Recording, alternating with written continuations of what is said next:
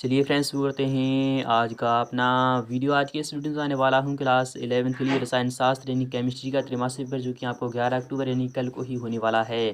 तो आपके पास मात्र एक दिन का टाइम बचा है और आपका पेपर होने वाला है, तो अंत तक वीडियो को जरूर देखना। ये मात्र 10 मिनट का वीडियो है, बट आपका पूरा का पूरा हेल्प करने वाला है। यदि आपको क्या कितने चाहिए, तो आपको यानी कि पूरे के पूरे मार्क्स चाहिए, यानी कि आपको 70 में 70 चाहिए, यानी कि आपको 70 आउट ऑफ 70 चाहिए। तो आपको एक बार वीडियो को देखना होगा, तभी आपके पूरे मार्क्स आ सकते हैं। अदरवाइज़ आपकी तैयारी पर है। यहाँ पर गए रोल नंबर आपको यहाँ पर लिख देना है। यहाँ पर 1109 और यहाँ पर सेट भी सॉल्यूशन कराने वाला हूँ। तो यहाँ पर आपका यहाँ पर स्टार्ट कर रहा हूँ। कक्षा 11वीं का है, त्रैमासिक परीक्षा वर्ष 2022 का है, रसायन शास्त्र का है और माध्यम आपका हिंदी रहने वाला है। हिंदी मीडियम के छात्रों को आपको ये पेपर सॉल्यूशन करके दिखा रहा हूँ मैं। कुल प्रश्नों की जो संख्या रहने वाली है वो 19 रहने वाली है। जी हाँ फ्रेंड्स, 1 से लेकर 19 तक सभी क्वेश्चन आपको हल कराऊंगा। समय आपको 3 घंटे का मिलेगा। कुल मिलित प्रश्नों की जो संख्या होने वाली है वो 8 पेज में आपका पेपर छापा गया है और पूर्णांक आपका जो रहने वाला है वो 70 मार्क्स का आपका पेपर रहने वाला है। तो फाइनली शुरू करते हैं आज का अपना वीडियो। तो वीडियो स्टार्ट करने से पहले कुछ निर्देश आपके सामने आ चुके हैं। यहाँ पर आप निर्देश पढ़ लीजिएगा। यहाँ पर इस प्रकार से निर्देश हैं कि सभी प्रश्न हल नहीं हैं, सभी प्रश्न अनिवार्य हैं। All questions are compulsory. प्रश्न क्रमांक 5 से लेकर 19 तक प्रत्येक प्रश्न में आपको आंतरिक विकल्प दिया गया है। विकल्प के आधार पर ही आपको क्वेश्चन को सॉल्व करना होगा। नेक्स्ट की बात करें, यहाँ पे रहा है कि प्रश्न नंबर 1 से लेकर 4 तक आपको प्रत्येक प्रश्न आपका 7 अंक का है। वह प्रत्येक प्रश्न पर आपको 1 अंक निर्धारित किया गया है। और थर्ड वाला है कि प्रश्न नंबर 5 से लेकर 12 तक प्रत्येक प्रश्न के लिए आपको 2 अंक निर्धारित किया गया है। प्रत्येक प्रश्न उत्तर के लिए आपको लगभग शब्द सीमा आपकी यानी 30 शब्द रहनी चाहिए। इसी प्रकार चौथा है प्रश्न नंबर 13 से लेकर 16 तक प्रत्येक प्रश्न आपका 3 अंक का रहने वाला है।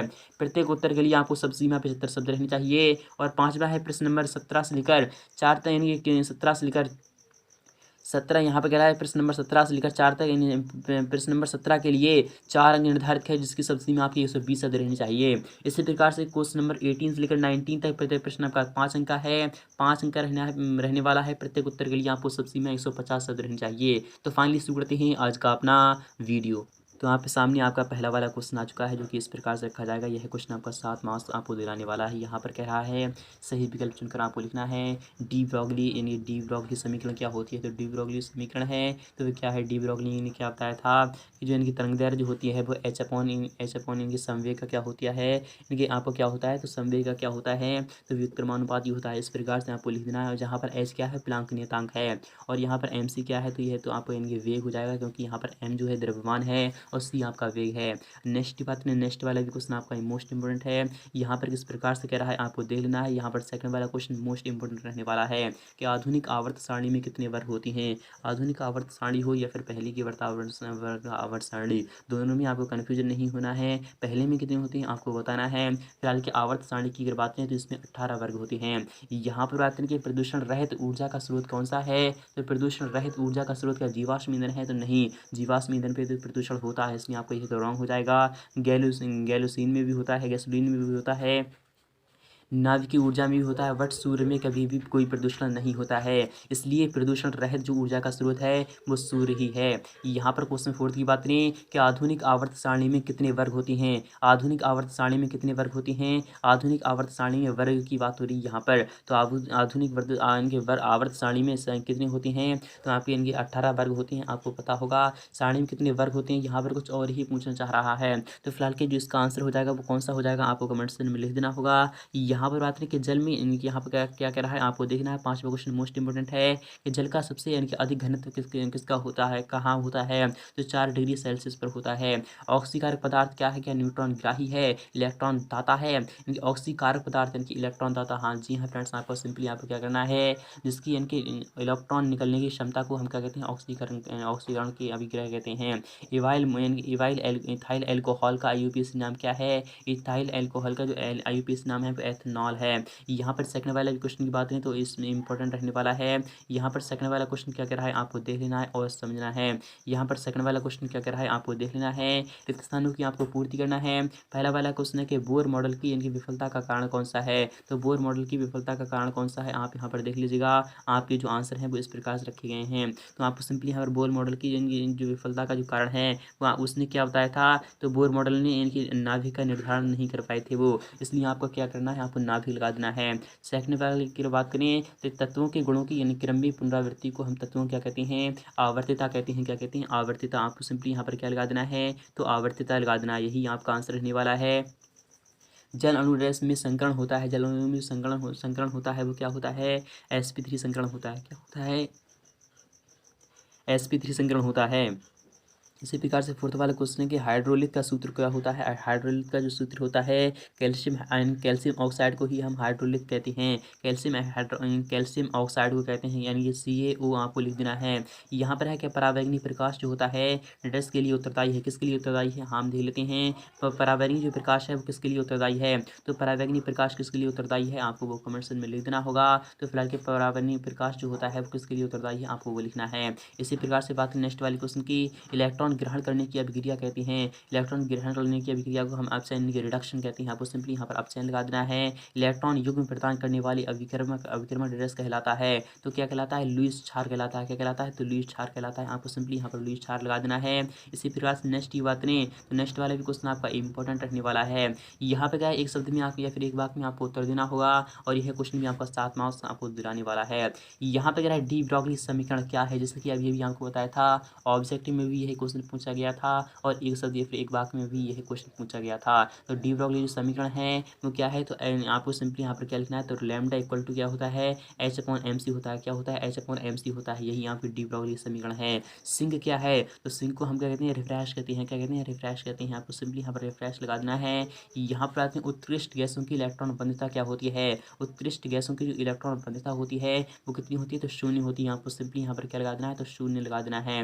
इसी प्रकार से बात करें कि SS यानी कि SS अति व्यापन में कौन सा बंध बनता है, तो आपको सिंपली यहाँ पर क्या लगा देना है, सिग्मा बंध लगा देना है। सिग्मा बंध लगा देना है। यहाँ पर बात करें कि HClO4 में Cl की ऑक्सीकरण संख्या कितनी है, तो आपका +7 आपको लगा देना है।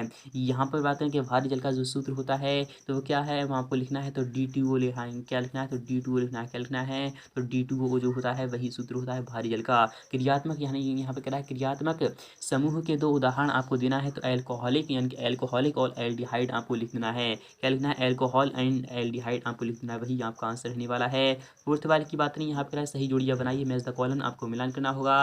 यह क्वेश्चन भी आपको 7 मार्क्स दिलाने वाला है। पहला वाला क्वेश्चन कि पाउली क्या है, तो पाउली जो है इलेक्ट्रॉनों की जो हानि होती है वो पाउली ने दी थी। यहाँ पर सीजियम क्या है, तो सीजियम आपको पता होगा, सीजियम एक धातु है। क्या है, सीजियम एक धातु है। और अल्फा बंध जो होता है वो किसमें पाया जाता है, तो अल्फा बंध समाक्ष अतिव्यापन है। क्या है, समाक्ष अतिव्यापन है। यहाँ पर बात करें कि ओजोन छिद्र जो होता है तो वो क्या होता है, तो फोर्थ वाले का जो आंसर हो जाएगा तो CF यानी क्लोरोफ्लोरोकार्बन आपका विकल्प पहले पर चला जाएगा। ऑक्सीजन क्या है, तो ऑक्सीजन आपको पता होना चाहिए कि ऑक्सीजन जो है वो क्या है, तो ऑक्सीजन जो है उप ऊर्जा इस तरह है। क्या है, उप ऊर्जा इस तरह है। फिर आपका क्या होना चाहिए, तो आपका यानी ऑक्सीजन तो आप ये देख लेते हैं कि आयनिक हाइड्राइड क्या है। फिलहाल क्या आयनिक जो हाइड्राइड है तो आपका CH2 जो है वो आयनिक हाइड्राइड होता है। यहाँ पर बात करें कि कार्बोनियम क्या है, तो कार्बोनियम क्या होता है, तो आपको पता होना चाहिए कि कार्बोनियम जो होता है वो sp3 संकृत होता है। क्या होता है, sp3 संकृत होता है। और यहाँ पर बात करें कि ऑक्सीजन क्या है, तो यानी कि ऑक्सीजन जो है तो वह क्या है, ऑक्सीजन जो है तो फिलहाल की वह उप ऊर्जा इस तरह है। तो आपके सभी मिलान हो चुके हैं, तो आई होप आप समझ में आ चुका होगा। ये भी आप 7 मार्क्स में बिल्कुल ही क्लियर हो चुके हैं। यहाँ पर 5वें क्वेश्चन की बात करें तो इस प्रकार से रखा गया है, कार्यफलन किसे कहते हैं। कार्यफलन के बारे में आपको बताना है, यह अथवा में है कि देहली आवृत्ति क्या होती है, H/μ0 जो होता है उसे हम देहली आवृत्ति कहते हैं। क्या कहते हैं, देहली आवृत्ति कहते हैं। देहली आवृत्ति जो होती है इसी को हम H/μ0 को हम देहली आवृत्ति, म्यू0 को जो हम कहते हैं यहाँ पर वो देहली आवृत्ति कहते हैं। क्या कहते हैं, तो इक्वल जो होता है आपका, इक्वल जो होता है आपको सिंपली आपको पता होना चाहिए कि H यानी कि H/μ होता है और माइनस का H/μ0 होता है। क्या होता है, H/μ0 होता है। इसी से हम यानी कि जो म्यू0 की जो वैल्यू निकालते हैं वही यहाँ पर देहली आवृत्ति होती है। और कार्यफलन क्या होता है, तो कार्यफलन आपको ये वाला होता है। आप इसके बारे में बता देना है या फिर दोनों में से एक के बारे में आपको बताना है।